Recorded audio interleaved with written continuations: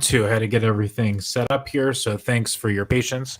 So now I want to quickly just kind of go through the process of kind of what we're talking about on a high level here, right? So the idea is that you want to actually let me share my screen here. So the idea is right that we want to go live, right? We want to do an event. After we do an event, someone is going to go through and register.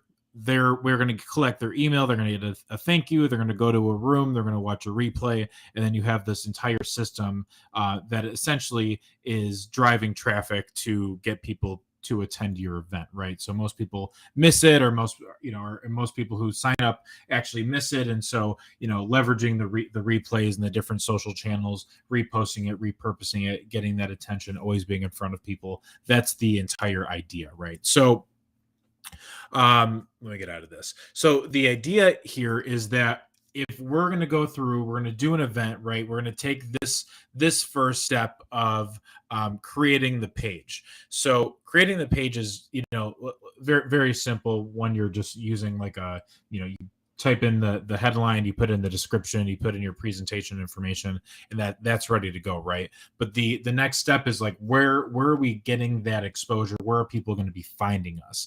And so what I did is I there's a bunch of other systems that you could use, but I wanted to create the most simple ones, 3 or 4 for you just to get started, just to really understand it, right? So even on YouTube, right? So you've got YouTube. If you want to go through and actually schedule a stream, right?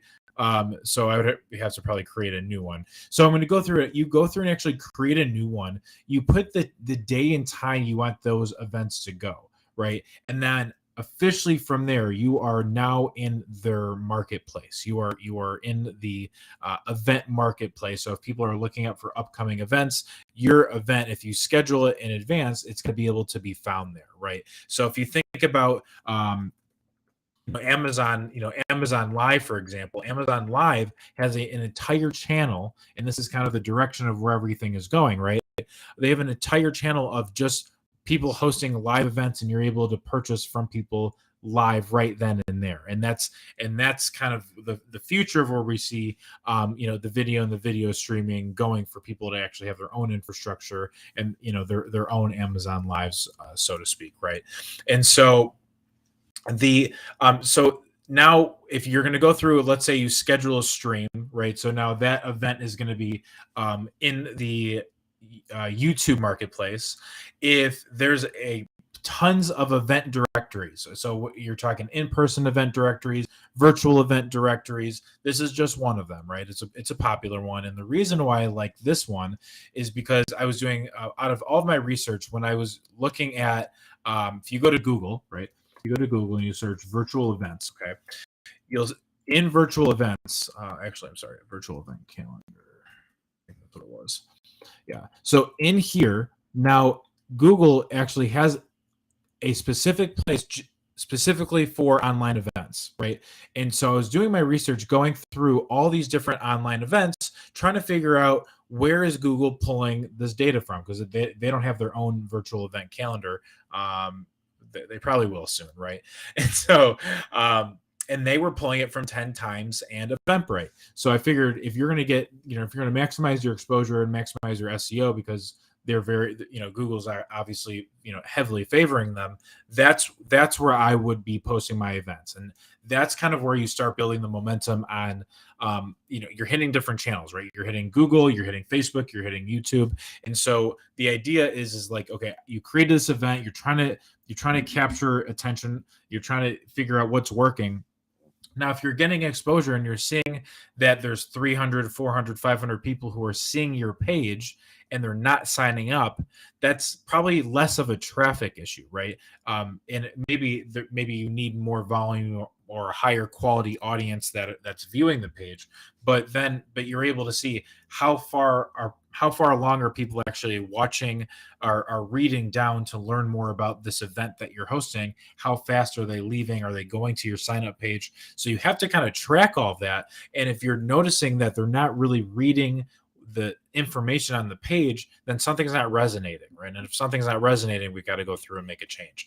And so that's kind of the whole idea here. And I actually do spend a lot of time going on Amazon Live to see what are these people doing as far as how are these Amazon influencers leveraging their exposure on Amazon and bringing it to other platforms. Some of them have great, good email lists. Some of them have a good Instagram following. Some of them have a good YouTube following. And so that part's kind of really interesting to me as far as really understanding like where are people going before they're making their purchases. And now again, this is really focused on the e-commerce side, right? But if you're a business to business, or you're selling professional services, or you're using software, it's interesting to think about what's the reverse path of maybe what are people shopping for through e-commerce before they actually go and buy from you, right? And it could be digital products, it could be physical products.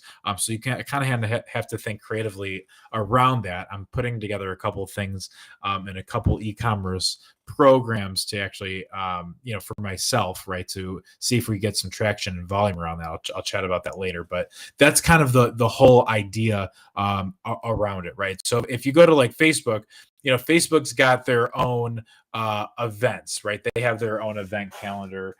So if we click here, we go to events, right?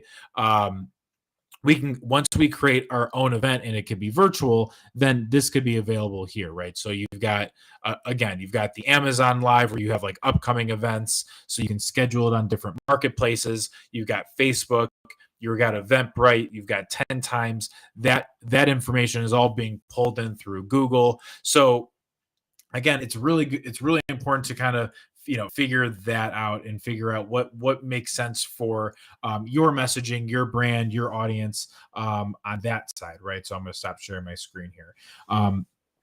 But I hope that kind of gives you more insight on really understanding how you can use your online presence to get more exposure, to figure out, okay, this and this messaging is actually getting a lot more traction, right? You could be actually hosting the same event over and over and over again and actually just change the headlines and see what captures people's attention, and do your research and go online and search that, based on what events are getting the most attention, right? And so take a deep dive in that. I'm going to go through and check if there's any comments that are coming in. So I'll stick around for a quick second. But other than that, that is everything that I have to share with you guys today. I want to thank you so much for watching this video. And if you're watching a replay, feel free to just comment in the threads. I will, or in the chat box there. I'll be happy to go and respond to all those people. I'll get notifications on that. So again, thank you everyone for attending, and we will chat soon. Have a great day.